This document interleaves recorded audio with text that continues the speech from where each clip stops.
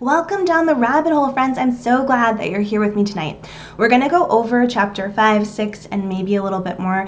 And then at the end, I'm going to place this really long rant I went on about Kevin Federline. It's basically like my FU to Kevin. And I'll place it at the end in case you want to watch it. But we'll get through these chapters first. Britney Jean on my wall, picture perfect Barbie doll. A star so bright you couldn't hide. They built you up to watch you fall. Britney Jean from the south, they said you'd never make it out. You got your dreams, became the queen, but what's it cost to wear that crown? We hear you crying in the dead of night. We see you trying, baby, one more time. I know they turned your wings to cages, called you crazy, took it all, left you with none. But baby, they're the crazy ones. Okay, so to start with chapter 5. All right, this is when we learn a little bit more about Britney's childhood and how she came to be like this massive star. So by 2 or 3, she was already taking gymnastic lessons, and this is like a big turning point for her. She's at 3. She has her first big turning point. The gymnastics is really putting her over the top. She's good at it. She's a good mover, like she's an athlete, all this kind of stuff. And by 5, her mom puts her into a local competition and she wins. The competition was all about dance, but of course her additional like flips and kicks kind of put her a leg ahead of everyone else, if you know what I mean. So once they realized that Britney could be a winner locally, her mom started taking her all around the region. It's kind of like Toddlers and Tiaras before Toddlers and Tiaras was like accessible to the average person, right? Like maybe really wealthy families were doing it back in Britney's time. But Britney's family, they weren't all about that. They were taking her to dance competition. Britney wowed everyone on the talent circuit, she says. She went down to Baton Rouge and won a lot of competitions there. And pretty soon her parents were like, we have a star on our hands. There was an advertisement for the Mickey Mouse Club audition, and they went ahead and drove Britney down to do that. Even though she was much too young, she was like much younger than the cutoff for the audition, she went ahead and put her hat in the ring, and she was not chosen, but she was told by the talent scouts that if she came back again, maybe another year or 2 from now, she could likely be one of the girls that was picked. And another girl that was there with her and had the exact same thing happen was Christina Aguilera. So Christina and Britney were like interlocked right from the beginning. In the meanwhile, you know, in between like all of these competitions and going down to try out for Mickey Mouse Club, Britney lets us know that she was working. Guys, she's like 8 years old, and I guess she's definitely going to school, she's doing dance lessons, but she's also working at her family's restaurant. Everyone would hang out there. It was a big place for people in the town to come to, and so she describes it as kind of like an interesting place. The deli's back room was where my brother and all his friends would get drunk in high school. Meanwhile, out on the floor at age 9, I was cleaning shellfish and serving plates of food while doing my prissy dancing in my cute little outfits. So this is one thing about Britney that I find really interesting, okay? The stamina that her family required her to have at such a young age to like keep going and going and working and doing and going. I've actually read a lot of articles, a lot of research about this, saying that it can be really good for kids to wear them the heck out, to really keep their stamina going throughout the day, to keep them busy and active, not in front of a TV. And it sounds like Britney's life was the epitome of this. Okay, and then a big situation happens with her mom. Shortly after the whole Mickey Mouse Club audition doesn't work out, Britney and her mother come back to Louisiana, and they're at home with Dad. Britney's mom finally gives birth to Jamie Lynn, okay? And shortly after the birth, Britney says that she notices like something's really off about her mom. They're at home and her mom is like wobbling. She actually describes her mom is sewing one of her costumes and she's like wobbling, having difficulty finishing it up. And she kind of turns around, Britney's with her, and she throws the costume into the garbage. And Britney looks up at her like, what is going on? Nothing is making sense. And the way that Britney describes it is then all of a sudden she looks down and there is blood everywhere. She was completely terrified. Her mom was gushing blood, and she screams for her dad to come, and they all get into the car and drive her to the hospital. Britney really emphasizes that this was absolutely terrifying for her. She was thinking, oh my God, I cannot live without my mom. Well, of course not, because her dad has been alcoholic and abusive to her. They've got a new baby there, and she's already seen Brian get hurt. It's interesting that, Britney is not the eldest sibling, but it feels like she really takes on the role of what we classically think of as the eldest sibling, the one who feels the burden of everything, carrying everything on their shoulders. And you can definitely feel that here. She mentions that after this hemorrhage happened and her mom got better, the thought of losing her stuck with Britney for a long time, and she had this problem where she couldn't be away from her mom. Even when she would do gymnastics classes, she needed her mom to be on the other side of like a clear window where she could see through. And one day her mom left and went shopping, and Britney freaked out, basically had like a panic attack about it. So we already have a child who's exhibiting anxiety about what's going on in her family system. And at the end of chapter 5, Britney writes, I was a little girl with big dreams. I wanted to be a star like Madonna, Dolly Parton, or Whitney Houston. I had simpler dreams too, dreams that seemed even harder to achieve and that felt too ambitious to say out loud.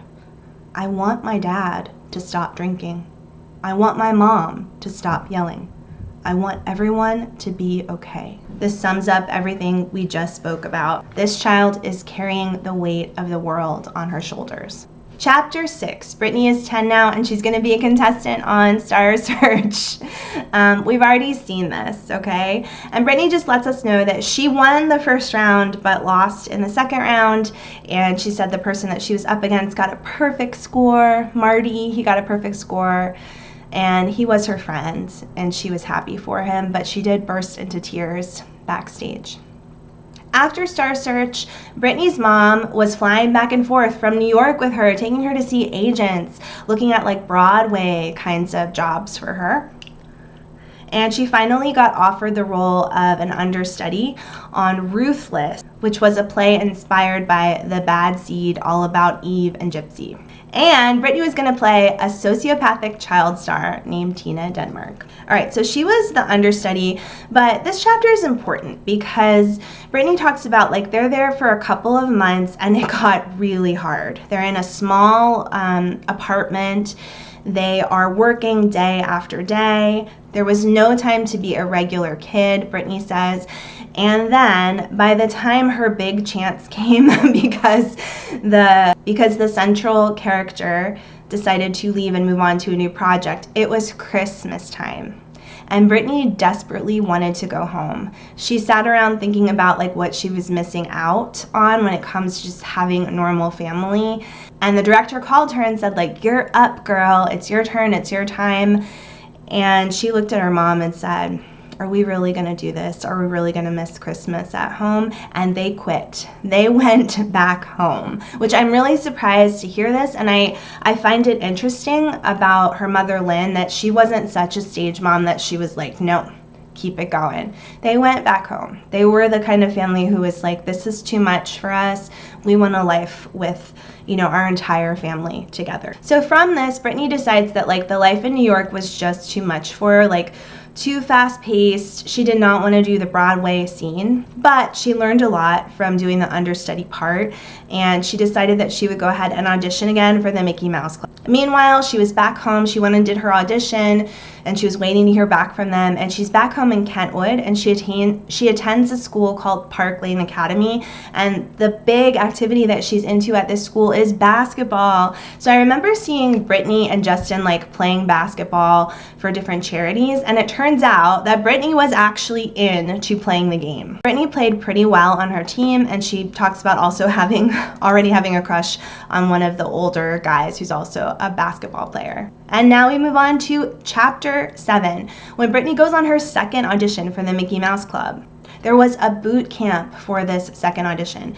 They had to do extensive dance rehearsals, singing lessons, acting classes, and they would do school in between. So Britney was picked to appear on the show along with Christina Aguilera, and she shared a dressing room with Christina and another girl named Nikki DeLoche. She said she really looked up to the other kids on the stage. Kerry Russell, Ryan Gosling, and Tony Lucca were all part of the Mickey Mouse Club. I didn't know that they were all on it. And then also, of course, Justin Timberlake had just newly become a member as well. They were shooting at Disneyland in Orlando, and Jamie Lynn was only 2 at the time, so she was there with Britney, with her mom.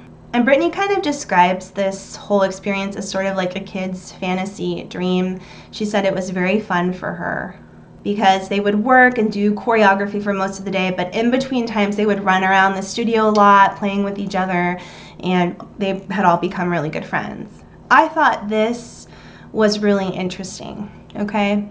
Towards the end of her time there on the Mickey Mouse Club, Britney and her mom got a phone call saying that grandmother Lily had died. And this was incredibly sad for everyone.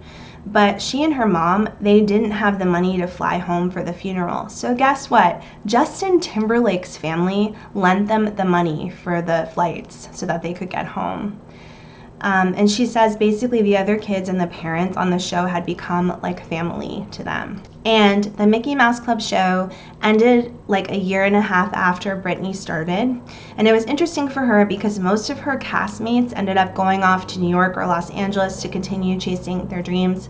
But Britney and her mom decided that they were going to go back to Kentwood. They wanted to be back to normalcy and spend some time with the family. Again, they're kind of bucking this trend of like, you got to keep going, you got to push forward, like get your kid into everything possible. So Britney goes home to Kentwood and she says she has a lot of fun there. She's in 8th grade.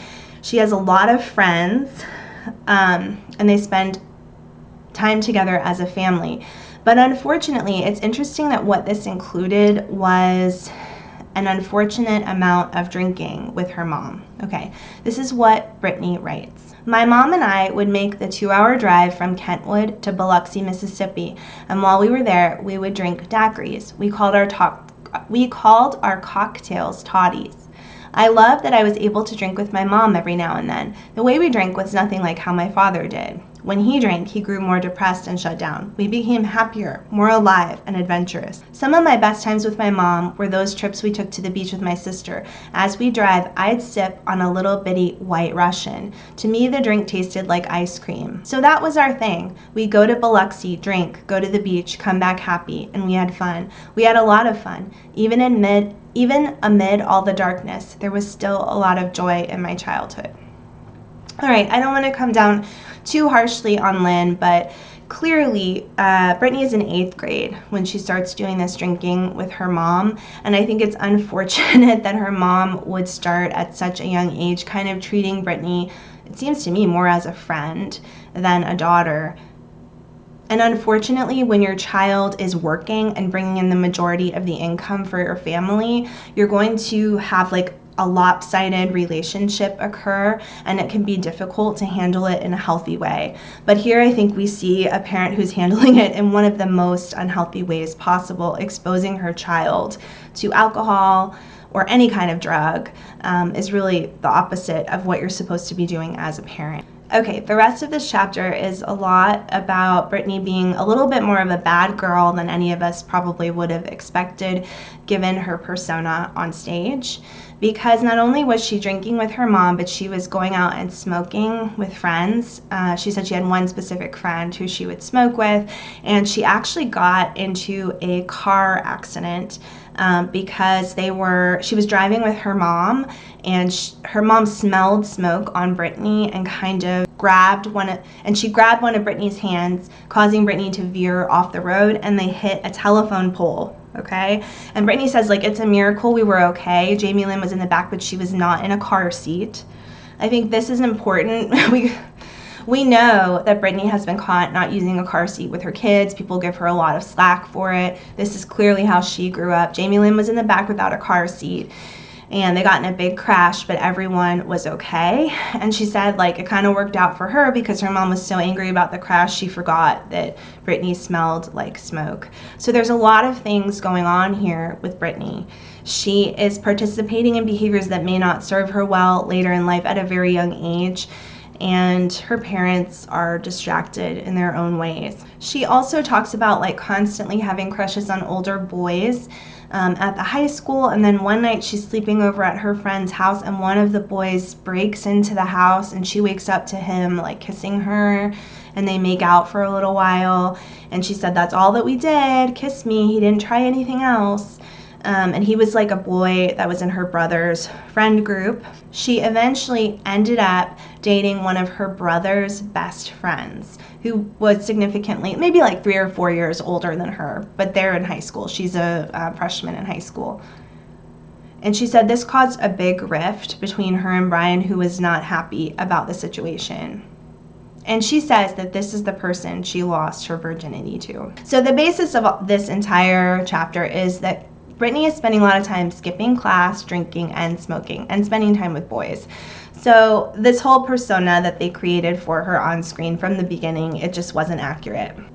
I will say that Britney writes something that really hits me in the heart. She says, "Moments like that aside, there was something so beautifully normal about that period of my life, going to homecoming and prom, driving around our little town, and going to the movies." So quite honestly, even though she liked all this performance and she is going to go ahead and go back to it, she also really enjoyed having this time to be home. And I want to again stress that I don't think there are a lot of other families in the Mickey Mouse Club who went home just by choice. They were always looking for the next bigger, greater role that they could fill. And Britney and her mom are allegedly choosing to go home in between the activities that they're doing. And she's hearing that Justin Timberlake is getting into a boy band called NSYNC, okay? And she knew some other people were getting really good jobs as well. And so she and her mom decided that they were going to send some more demos up to New York to try to get in with someone as a solo record deal. Moving on to chapter 8, Britney Spears is about to meet someone who's going to change her life. He's the head of her record company, Jive Records. She ends up flying up to New York. She has no idea who she's meeting. His name is Clive Calder. She says she walks into his big, huge house, and the thing that she remembers the most about it is that he had a tiny, adorable dog, and he let Britney spend some time playing with the dog, and she really liked that. By this point, she's already hooked up with this guy, Larry, who goes on to be her manager for a long period of time, and she describes Clive as being super clever. He decides to sign her right away, and he's ready to work with her. Now, Lynn isn't going to be able to move up to New York this time. She needs to be home. She has a job, and they need to pay for some of this that's going on, and their father is struggling financially. So she goes back to Kentwood, and they send Felicia. If you're not aware of who she is, most of us are. She is Britney's longtime friend, not related by blood, but she spent a lot of time taking care of Britney and being with her kind of as a confidant while Britney was living in New York. The label put Britney in the studio immediately. She worked with like big names like Eric Foster White, who had worked with Whitney Houston. Britney describes herself as being pretty clueless. She ends up going to like parties and get-togethers with other people who are working around her, and she often finds herself embarrassed. She talks about once falling backwards at a party and everyone laughs at her, and she feels like she looks so silly. But about a year into working with Clive, she has a record that is starting to come together, and she wants to make it as a solo artist. She continues to get in with really good producers, people who have written songs for the Backstreet Boys and other people who are starting to become popular. And so she starts working with these people as well. She even flew to Sweden to record songs. She does write, "I barely registered the difference between there and New Jersey. It was just another booth." And this is where I see one of the biggest issues I believe leads down the road to someone like Britney having mental health struggles, okay? Felicia keeps coming in, she'll be in another sound booth, and Felicia will say, "Do you need some coffee? Don't you want to take a break?" And Britney says, "I would shake her off. I worked for hours straight. My work ethic was strong. I would never come out. If you knew me then, you wouldn't hear from me for days. I would stay in the studio as long as I could. If anyone wanted to leave, I'd say I wasn't perfect." Now, certainly, some issues with hyperfocus are already present for Britney, but I do believe that using substances such as caffeine would have to be employed in order for her to keep going and going and going at the rate that she did at a very young age. And then onward up into her 20s when she did tour after tour. We know that there's a lot of speculation that she used Adderall and then caffeine heavily. I absolutely believe that this would lend to causing changes in her brain structure. It doesn't mean that it's the wrong thing to use. I'm not saying that she didn't need the Adderall. I have no idea what was going on with her that she would get that kind of a prescription. But I do think that when you're requiring a person to keep going and going and going without any kind of break for your brain, you're going to see problems arise with their mental health. That's the bottom line. You can find that not only in the entertainment industry. I have certainly seen it with doctors, nurses, paramedics, and policemen. When people complain about mistakes that are made or issues that arise with anybody in that kind of a category, I often think to myself, why don't we ever talk about changing the culture of being awake for 24 hours at a time, working strenuous and awful shifts? These are issues which affect a person's ability to do the best job and eventually affect their mental health. This is something I for sure see with Britney Spears. At the end of her time in Sweden, Britney finishes her time in Sweden by telling the guy that she's working with out there that a big part of what she wants to do with all of her songs is pair them with her dancing, that this is another big part of her ability that she wants to put out on stage in her music videos. Chapter 9 is all about working on the concept of Hit Me Baby One More Time. So we're gonna stop here, and I hope that you will join me again when we head down our next rabbit hole. Stay tuned in if you want to hear a really long rant about Kevin Federline.